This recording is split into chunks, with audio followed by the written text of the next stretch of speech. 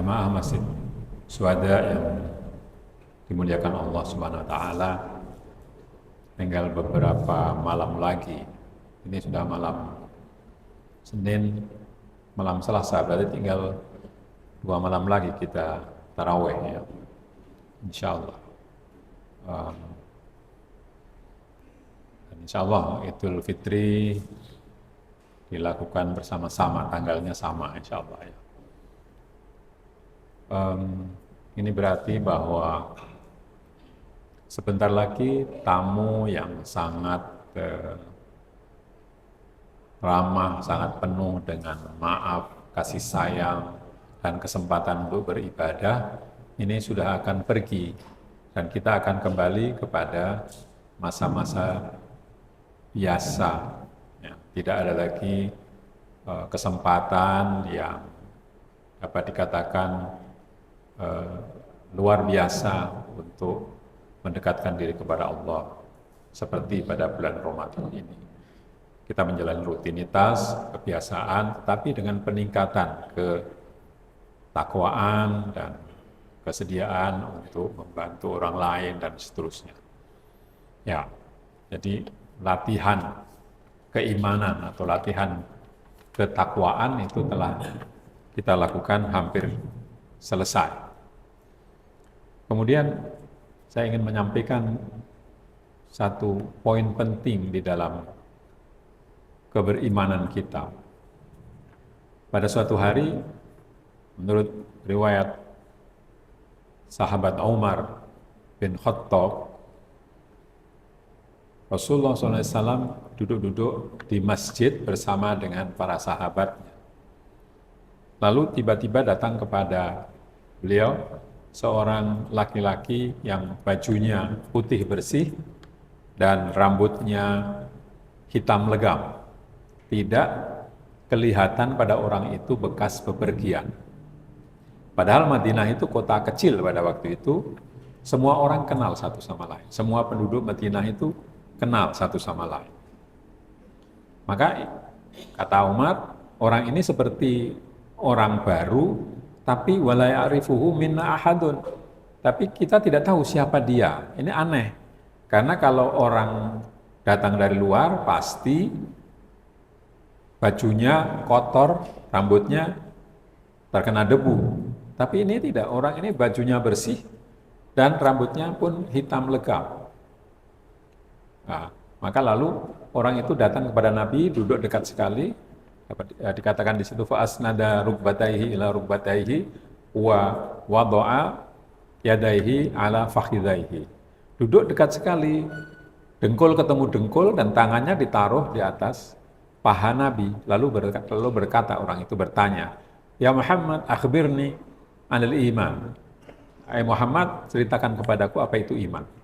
Maka dijawab oleh Nabi, iman adalah iman kepada Allah, kepada malaikat, kitab, rasul, dan seterusnya, rukun iman yang 6 itu. Maka lalu orang itu menjawab, orang yang bertanya itu menjawab, "Shadaqta," benar. Maka Umar dan kawan-kawannya heran, orang ini bertanya, setelah dijawab, membenarkan. Berarti orang ini bukan bertanya ingin tahu, tapi seperti mau menunjukkan sesuatu. Lalu, "Fa'akhbirni 'anil Islam." Apa itu Islam? Kemudian dia bertanya lagi. Jawab oleh Nabi, an tasyhadu alla ilaha illallah anna Muhammad Rasulullah dan seterusnya, rukun Islam yang 5 itu. Lalu sekali lagi orang itu mengatakan, "Shadaqta," benar. Lalu tanya lagi, "Akhbirni 'anil ihsan." Apa itu yang namanya perbuatan baik itu apa?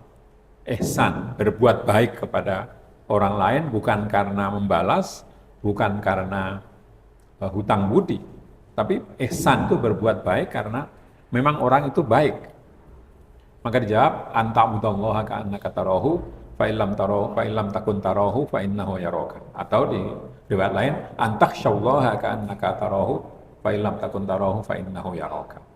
Yang namanya ihsan itu adalah kalau kamu menyembah Allah atau kamu takut kepada Allah, seakan-akan kamu melihat Allah, atau seakan-akan dilihat oleh Allah.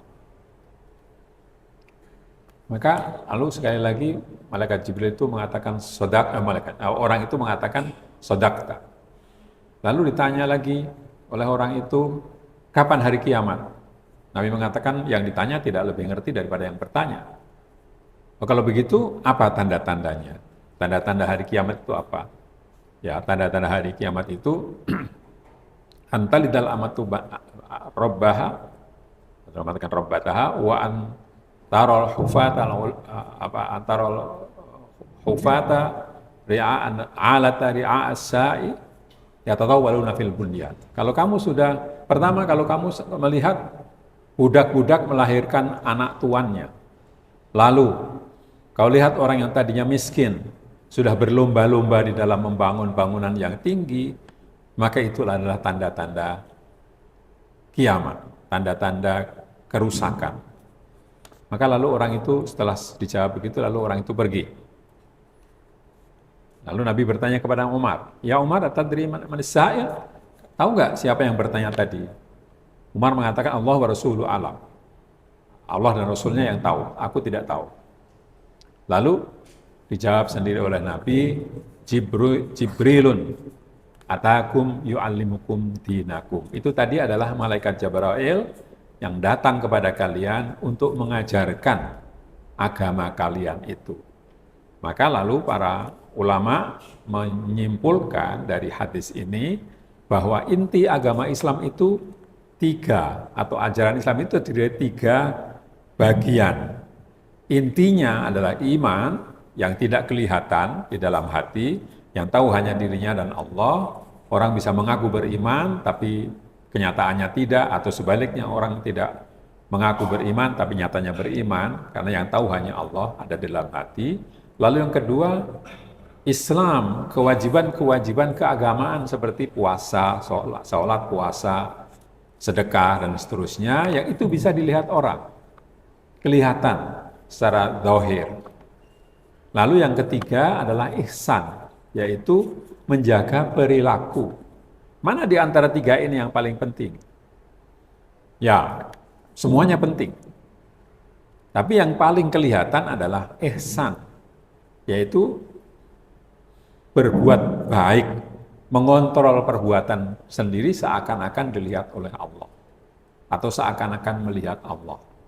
Jadi orang bisa saja iman atau tidak kelihatan, melakukan amal ibadah misalnya, bisa saja orang itu sholatnya di rumah saja dan seterusnya. Tapi yang namanya tingkah laku itu selalu dilihat orang. Orang melihat tingkah laku, apakah orang itu supel, suka bergaul, suka menolong orang lain, ataukah orang itu mau menang sendiri, tidak memikirkan orang lain, dan seterusnya. Ya. Maka dalam satu ayat dikatakan, apakah orang mengira, ahasiban nasu ayyutraku ayyaqulu amanna wa hum la yuftanun. Apakah manusia mengira bahwa setelah mengatakan aku beriman, lalu dibiarkan saja, tidak dicoba? Walaqad fatannal ladzina qablakum fala ya'lamanallahu alladzina shadaqu wa la ya'lamannal kadzibin. Sungguh Allah telah mencobai orang-orang dahulu sebelum kalian, maka sehingga ketahuan siapa yang betul-betul di dalam pengakuannya, pengakuan keimanannya, dan orang-orang yang berdusta dalam mengaku beriman. Kelihatan soleh, tapi sebetulnya hatinya menyimpan kedengkian kepada orang lain, dan seterusnya. Jadi semuanya dicoba. Cobaan ada yang berupa kehidupan yang susah, dan ada yang berupa kehidupan yang menyenangkan. Umar bin Khattab, sekali lagi saya mengutip Umar bin Khattab, itu mengatakan, bulina bid-dharra'i fasabarna, wa bulina bis-sarra'i falam nasbir. Kami dulu dicoba dengan hal-hal yang sulit. Kami bisa sabar. Tetapi ketika dicoba dengan hal-hal yang mudah, maka kami tidak bisa sabar. Ya, cobaan yang sulit, musibah yang menimpa kita, sakit, kehilangan, kematian saudara, kematian orang-orang dekat dan seterusnya, itu cobaan yang sulit. Banyak orang yang bisa bersabar. Tetapi jangan lupa bahwa cobaan jika berupa kekayaan, kesempatan, hidup enak, jabatan yang tinggi dan seterusnya, itu juga cobaan. Yang kalau tidak ditempatkan pada tempatnya, itu berarti kita gagal dalam cobaan itu. Nah, Nabi SAW digambarkan sebagai contoh di dalam melakukan menjalani kehidupan yang penuh dengan cobaan itu. Dikatakan di dalam sebuah ayat, wa kadzalika ja'alnakum ummatan wasata litakunu syuhada'a 'alan nas wa yakuna rasulu 'alaikum syahida. Demikianlah kami jadikan kalian itu bangsa pilihan atau bangsa yang di tengah, agar kalian menjadi saksi bagi manusia dan agar Nabi Muhammad SAW adalah Rasul Allah itu menjadi saksi bagi kalian. Ya, ini artinya bahwa kita semuanya mempunyai tugas untuk menjadi saksi bagi seluruh manusia. Sebagaimana Rasulullah menjadi saksi bagi para sahabatnya. Ini artinya bahwa dalam menjalani kehidupan itu, kita mestinya meniru Rasulullah. Yang tidak hanya untuk dirinya sendiri, tidak saleh sendiri, tetapi juga berbuat untuk orang-orang di sekitarnya.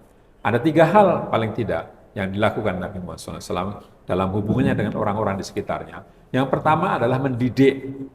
Mendidik bagaimana hidup ini mesti dijalani. Sabar, terus tidak sombong, tidak serakah dan seterusnya. Nabi mendidik. Kalau ada orang yang sombong, Nabi menegur. Kalau ada orang yang tidak mempedulikan orang lain, dikatakan oleh Nabi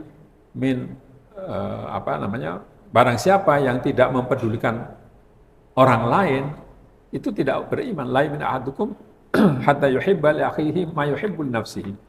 Tidak dikatakan beriman seseorang sampai dia mencintai atau menginginkan untuk saudaranya apa yang diinginkannya untuk dirinya.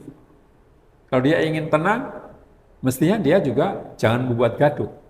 Kalau dia ingin dihormati, dia mestinya menghormati orang lain, dan seterusnya. Jadi iman itu tandanya adalah bahwa kita menginginkan orang lain mendapatkan apa yang kita inginkan juga. Tidak hanya mau selamat sendiri, mau aman sendiri, enggak. Orang lain juga mesti mendapatkan apa yang kita inginkan. Ini yang pertama. Lalu yang kedua, Nabi Muhammad SAW itu mengarahkan kehidupan para sahabatnya untuk suatu tujuan, yaitu menjadi saksi-saksi keadilan, meskipun untuk kawan sendiri. Keadilan itu harus ditegakkan, walaupun itu kena pada orang-orang dekat. Ya, keadilan harus dilaksanakan. Lalu yang ketiga adalah melindungi para sahabatnya itu dari gangguan orang, dari gangguan musuh, dari gangguan orang-orang yang tidak suka, dan seterusnya. Jadi, sekarang bagaimana? Apakah kita juga melindungi? Kita kan bukan pemimpin, kita orang biasa. Lalu bagaimana caranya? Ya, untuk yang pertama, ya kita bersama-sama. Jangan diam saja ketika ada pelanggaran-pelanggaran dalam kehidupan kita, dalam berlalu lintas, dalam pergaulan. Misalnya kalau ada orang pamer, kalau ada orang melakukan dalam bahasa sekarang flexing dan seterusnya, jangan dibiarkan. Diingatkan orang itu. Jadi kita bersama-sama. Lalu juga yang kedua tadi mengarahkan tadi. Kita mengingatkan dengan contoh misalnya diri sendiri dan keluarga, orang-orang dekat itu sebagai contoh bahwa hidup ini bukan untuk diri sendiri, tapi untuk orang sekitar. Sebab kalau yang sekitar kita itu buruk, kita semua mendapat dampaknya. Lalu yang ketiga, melindungi. Masyarakat mesti bisa melindungi diri sendiri. Nah, kalau kita setiap RT, setiap rumah tangga, setiap rukun tetangga, rukun warga dan seterusnya itu bisa melindungi diri sendiri, maka kehidupan ini bisa menjadi lebih enak. Toleran kepada orang lain, tidak mengganggu, karena kita juga tidak suka kalau diganggu dan seterusnya, tidak mau menang sendiri dan seterusnya. Kalau itu kita jadikan semacam moto kehidupan kita, bahwa kita suka, kita ingin keamanan, kita ingin penghormatan, maka saya harus berusaha membuat keamanan, saya harus menghormati orang lain, maka masyarakat kita akan menjadi menyenangkan di dalam kehidupan bersama. Tapi kalau kita biar saja membiarkan itu semua, ya kita semuanya akan terkena dampaknya. Ya. Maka senyampang kita masih dalam bulan Ramadan, meskipun hanya tinggal 2 hari lagi, kita teguhkan lagi niat kita untuk mengikuti apa yang dilakukan oleh Nabi Muhammad SAW, sehingga kita betul-betul menjadi saksi bagi manusia, sebagaimana Rasulullah SAW menjadi saksi bagi para sahabatnya. Demikianlah yang dapat saya sampaikan pada kesempatan ini. Mudah-mudahan ada manfaatnya dan kita menjadi orang-orang yang makin hari makin baik. Jalanullah yakum nikmati sholihin wa adkhulana fi surbatil faizin. Assalamualaikum warahmatullahi wabarakatuh.